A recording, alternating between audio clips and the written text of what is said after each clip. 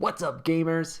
It's your host, Cobra, and today we're reviewing my entry into a play-to-earn contest with DeFi Kingdoms.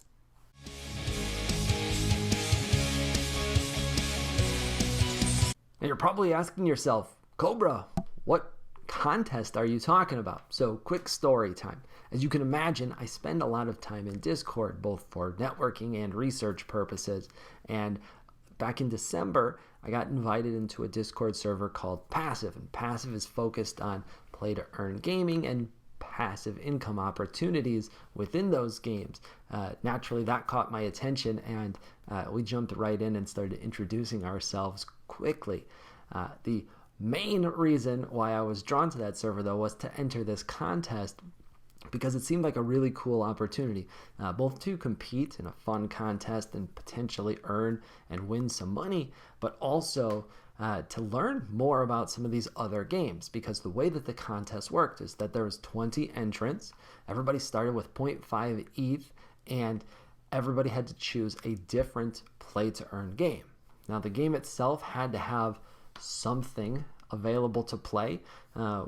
Most games these days don't have a full product out just yet, but several of them do have a working product and some ability to earn. So as long as you could do that within the game and you weren't just buying something and waiting on it to appreciate, it would qualify. The other caveat that was important for us, because we were choosing DeFi Kingdoms, is that at the end of 3 months, so January, February, March, you had to liquidate your holdings so that we could measure in terms of ETH how much you actually made or lost during that time frame. And so I was going to get to see 19 other contestants playing 19 different games and learn which ones might be interesting and how they were making money within those games, to see if it was something that we could potentially replicate as well. Going into the contest, I had two big decisions to make. The first one was around the garden, or the liquidity pool within DeFi Kingdoms, and that is a part of the game. It would have been a legitimate path for me to take. Some of the attractive things about it is that I could start with really any portion of my budget or the entire budget and fit it into the garden, because it was just a matter of purchasing some tokens, creating a pair, and depositing them. The other really nice thing about the gardens is that it has very attractive APRs, and it is very low effort. You can claim rewards kind of whenever you want. There's some specifics around that, but it's very easy and very low effort, very passive, if you will. But the downside was that a portion of the rewards from the liquidity pool are locked until this summer, and the contest rule stated that any unrealized games would have a 25% penalty applied to them for the purposes of measuring how well we did during the contest, and that was not something I wanted to try and overcome. The other big option or decision that I had to make was around summoning. Now, on my personal account, which I had been playing for over 2 months at that point, I had been doing a lot of hero summoning in a very low risk, high reward fashion. The way that it worked essentially is that I would target heroes with a floor price that was similar to the cost of summoning, so that if I got a typical outcome, I would essentially be breaking even, and that was essentially the floor outcome. However, if I got a rare, legendary, or mythic, or got a advanced class hero, then that would have a premium attached to it, and we'd be able to sell it for a profit. However, summoning is priced in Jewel with a fixed cost, and the price of Jewel had been surging around that time. So we were basically at the point where it was no longer going to be a low risk option, but rather a medium or even large risk to summon, because you could easily lose half of your value with a bad outcome. So we chose not to do that either. Now, because of the limited budget, I had to choose just one strategy within the game that we would bank on to potentially win the contest, and I decided to go with a strategy around heroes. It was twofold. Number one, Profession quests had just been released, which meant that any hero that I purchased had at least one quest that they could participate in 2 to 3 times a day to get various items. The other portion, and the part where I was really banking on some growth, was additional quests being released during the 3-month period of the contest. The thought process there was that additional utility for the heroes would increase the value of those NFTs and give us an opportunity to sell them for a gain, but they would also add additional play-to-earn functionality that could be very lucrative as well, bringing in additional items or tokens, jewel. The problem, though, is those quests never ended up coming. So we spent 3 months doing the profession quests with 2 different heroes. Now I purchased a ninja as well as a summoner, 2 more advanced classes that felt like they were very underpriced given the future utility that could be coming. However, that utility didn't really materialize, at least not yet. So we didn't see any real gains in terms of the hero floor. Now, the other part of the plan was that we knew there was a major update coming during the contest, and that update is called Crystalvale. Crystalvale is a version of DeFi Kingdoms that is going to run on the AVAX chain, and it would have a new token called Crystal added to the ecosystem. The reason why this was a big update is that it is going to add a lot of additional utility as well as deflationary mechanics to the jewel token itself. So my thought there was, this is going to cause the price of jewel to rise, and as long as the price of our heroes stays relatively flat in terms of its jewel cost, then it would be increasing its value in terms of USD. And this ended up being a mistake for a couple of reasons, but the primary one being that last assumption about the jewel prices staying flat did not turn out to be true.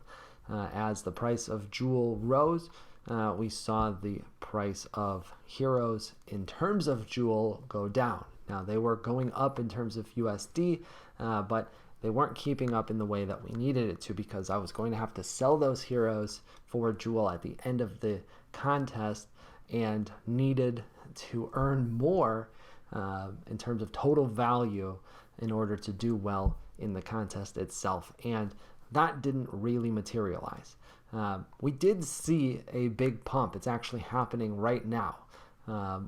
The price of jewel has doubled over the last several days, and that is because Crystalvale is finally coming in a few more days. However, little too late for the contest purposes. So I do think that our account is going to be looking very nice in another couple of weeks, potentially a month, but soon we should see jewel be back at a price point that makes DFK players happy, and our total account value should be again in the black.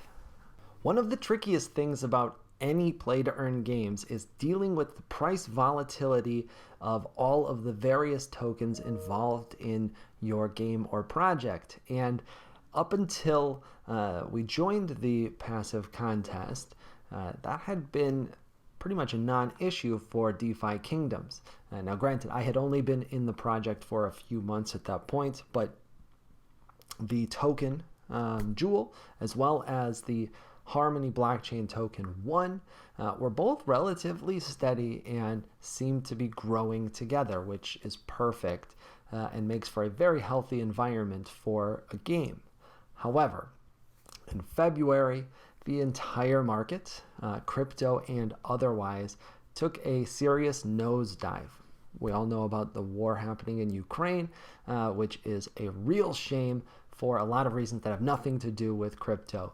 But Markets are tied to world events as well, and crypto markets are tied to the regular stock market, and so they're not immune to those effects. We saw Bitcoin and ETH take a nosedive and subsequently pull all of the associated tokens with it. Jewel went from being well over $20 per token to hitting a relative low not too long ago of about $4, which well under the price that we started at for the contest, and quite honestly dug us a insurmountable hole. When it's all said and done, we started out with a budget of 0.5 in our wallet. Because we were playing a game that is not based on ETH, I had to bridge that over to Harmony, which had some fees. Then I had to purchase the Jewel tokens necessary to get started within the ecosystem, and that all involves a little bit of transaction fees. I was going to have to undo those fees at the end of the contest, so for that reason I saved about 0.05 ETH in my wallet to use as gas for transactions that I would need to do later on. We didn't end up using that ETH at all for any additional in-game spending, so our starting budget was really more like 0.45. Our current account value today, and this takes into account everything within the ecosystem, is almost $1,400, which based on today's ETH price is about 0.4 ETH. So over the course of 3 months, we spent all that time and we lost about 0.05 ETH. That's effectively break even, and Jewel continues to surge. So I expect that by the time the contest officially ends, we'll be at break even or a little bit positive, but we're going to be nowhere near the top of the list because several folks made quite a bit of money playing the game that they chose for this contest.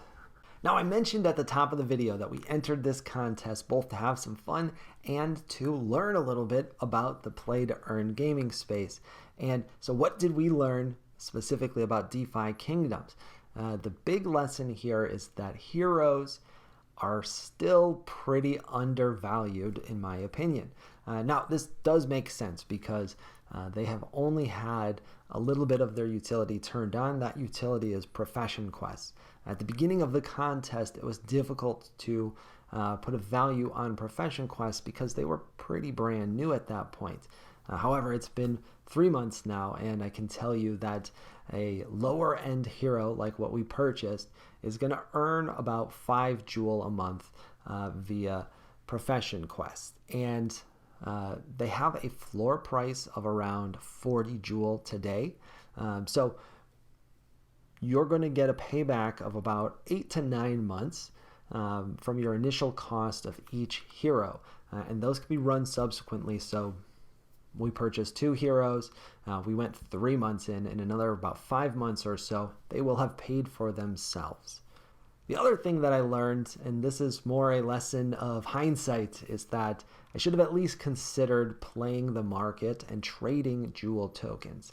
I mentioned earlier that about a month in, Jewel was north of $20 per, and we bought in around $13, $14. So we could have sold at about a 50% gain at that point and locked in some profits, and then we could have repurchased at a much lower price later on. However, it's very difficult to time the market.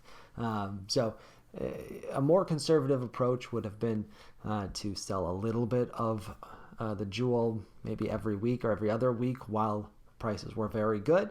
And then once they started to dive, wait for what looked like a bottom to start rebuying. We also learned a valuable lesson about the play-to-earn space in general, and it has to do with your entry point into a project.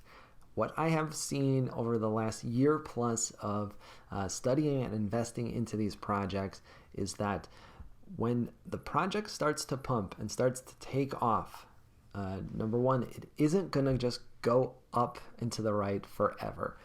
It's going to have some struggles along the way eventually, and when you enter on the upswing, you are taking a risk that the momentum will slow down or stop completely.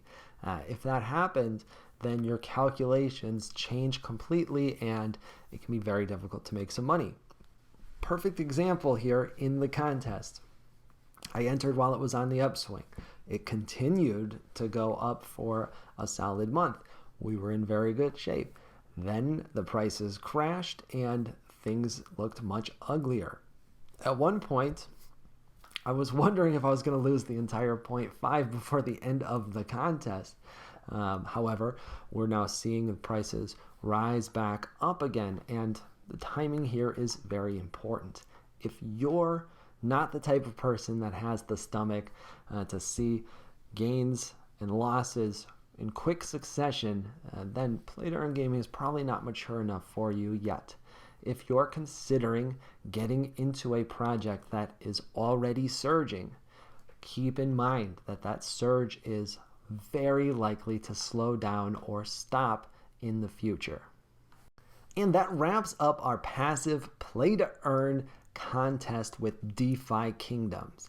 I hope you found this video helpful. I am going to continue looking for opportunities to do stuff like this in the future. So let me know in the comment section below if this was interesting, and if so, if you'd like to see some more of it in the future. Consider giving us a follow on Twitter, as well as hitting that like and subscribe button. It really helps support a growing channel.